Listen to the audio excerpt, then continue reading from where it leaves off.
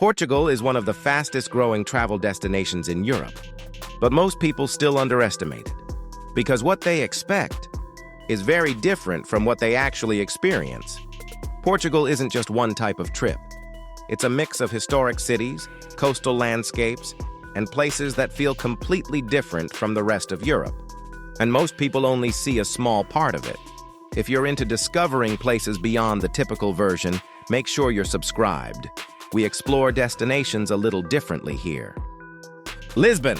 Start with Lisbon, a city built on hills, colorful buildings, narrow streets, views from almost everywhere.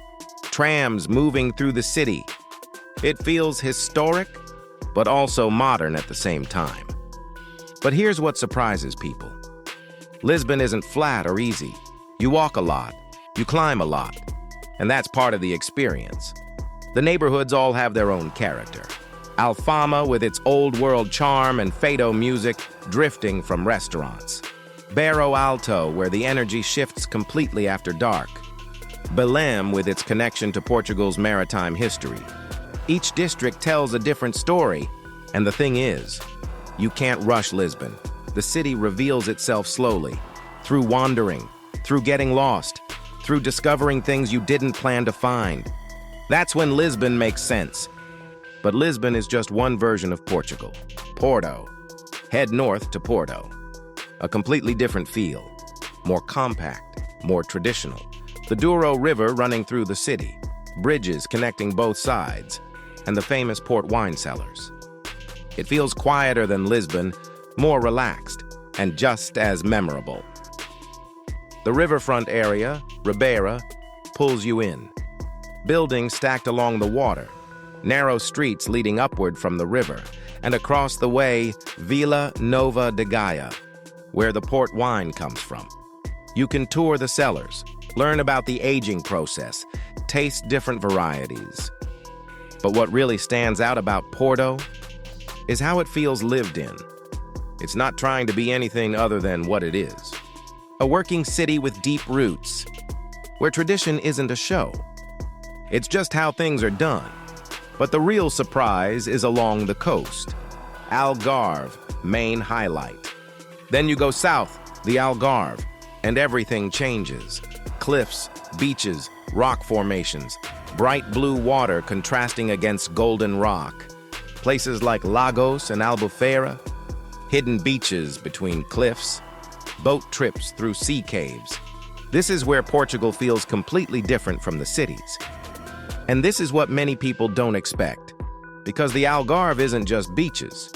It's geology. Rock formations shaped by thousands of years of wind and water. Arches carved into cliff sides. Grottos you can only reach by boat. Secluded coves tucked away from the main tourist areas. And the coastline changes depending on where you are.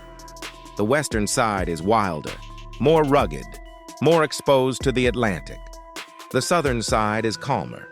Warmer water, more sheltered beaches. Both sides offer something different. And what catches people off guard is how varied the experience can be.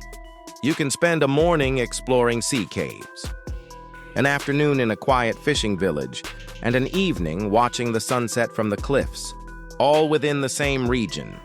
The Algarve also has a rhythm to it. It's designed to slow you down.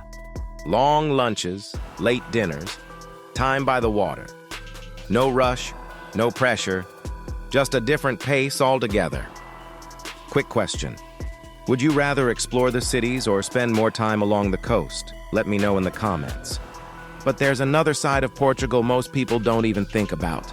Sintra, just outside Lisbon. Sintra, a place that feels completely different. Palaces on top of hills, colorful buildings surrounded by forest. Places like Pina Palace don't feel real. It feels more like a fantasy setting than a typical destination. And Sintra has this atmosphere. Cooler temperatures because of the elevation. Mist rolling through the hills. Forest paths connecting different palaces and estates. It's the kind of place that feels removed from the rest of the world, like you've stepped into a different era. The architecture is diverse. Moorish influences, romantic designs, Gothic elements, all mixed together in ways that shouldn't work, but somehow do. And what makes Sintra unique is how it was intentionally designed to be an escape. Portuguese royalty used it as a summer retreat, a place to get away from the heat and noise of Lisbon. And that sense of escape is still there. Even with the crowds, even with the tour buses, there's still something about Sintra that feels separate, and then there's something that connects all of this. Food and culture. The food. Portugal keeps it simple. Fresh seafood, local dishes, traditional recipes. Pastéis de nata, grilled fish, meals that are meant to be enjoyed slowly, and no matter where you go, that part stays consistent. But it's more than just the food itself. It's the way meals are approached. There's no rushing. Lunch can take 2 hours, dinner starts late and finishes later. And it's not about formality, it's about taking time, sitting with people, talking, sharing.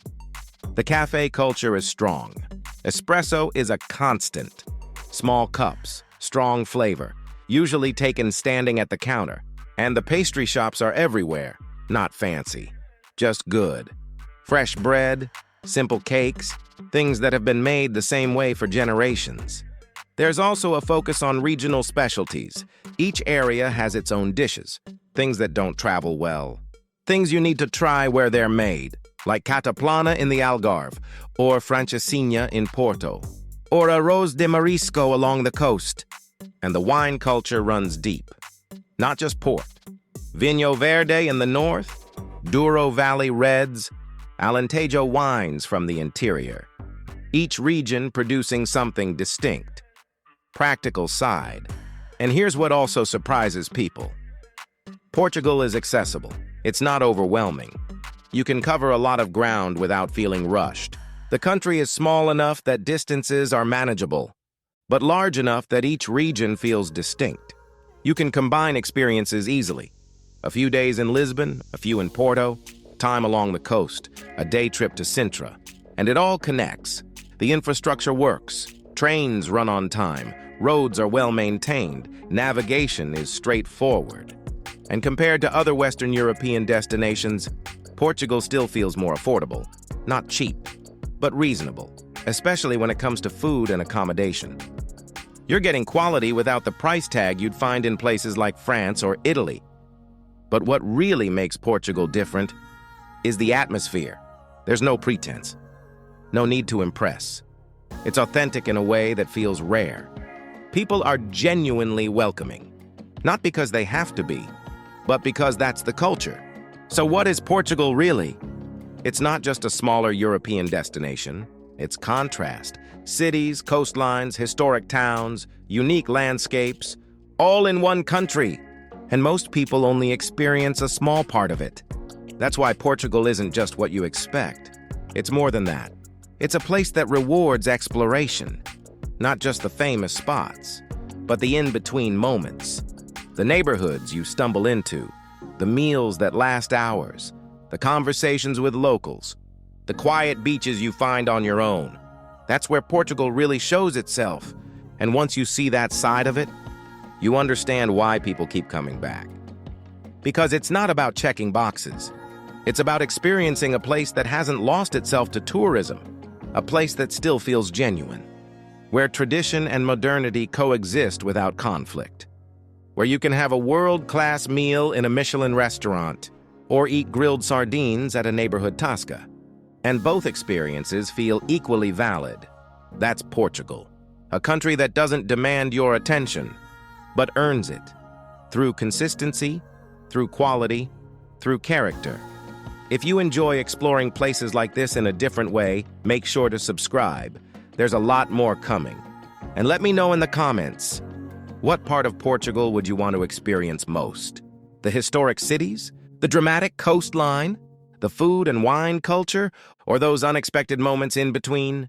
Because whatever it is, Portugal has it, and probably more than you expect.